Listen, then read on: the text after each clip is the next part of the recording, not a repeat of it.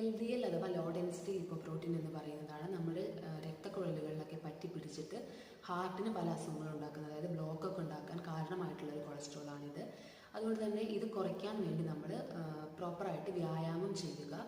അതുപോലെ തന്നെ saturated fat അടങ്ങിയ ഭക്ഷണങ്ങൾ, അതായത് പൂരിത കൊഴുപ്പടങ്ങിയ ഭക്ഷണങ്ങൾ മാക്സിമം നമ്മുടെ ഡയറ്റിൽ നിന്നും ഒഴിവാക്കുക.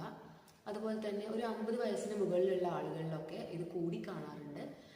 അമിതവണ്ണമുള്ള ആളുകളിലും ഇത് കൂടാറുണ്ട്. അതുകൊണ്ടാണ് പ്രോപ്പറായിട്ട് എക്സസൈസ് ചെയ്യുകയും അമിതവണ്ണം കുറയ്ക്കുകയും വെയിറ്റ് പ്രോപ്പറായിട്ട് മെയിൻറ്റെയിൻ ചെയ്യുകയും ചെയ്യുന്നത് വഴി ഇതിൻ്റെ അളവ് നമുക്ക് ശരീരത്തിൽ കുറയ്ക്കാനായിട്ട് സാധിക്കും. അതുപോലെ തന്നെ ഡയബറ്റിസ്, തൈറോയിഡ് ഉള്ളവരിലും ഇത് കൂടി കണ്ടുവരാറുണ്ട്. സ്ട്രെസ്സ് കൂടുതലുള്ളവരിലും ഇതിൻ്റെ അളവ് കൂടുതലായിട്ട് കണ്ടുവരാറുണ്ട്. അതുകൊണ്ട് തന്നെ സ്ട്രെസ്സ് മാനേജ് ചെയ്യാനായിട്ട് നമ്മൾ ശ്രദ്ധിക്കുന്നത് വഴി ഈ LDL കൊളസ്ട്രോളിനെ കുറയ്ക്കാനായിട്ട് പറ്റും.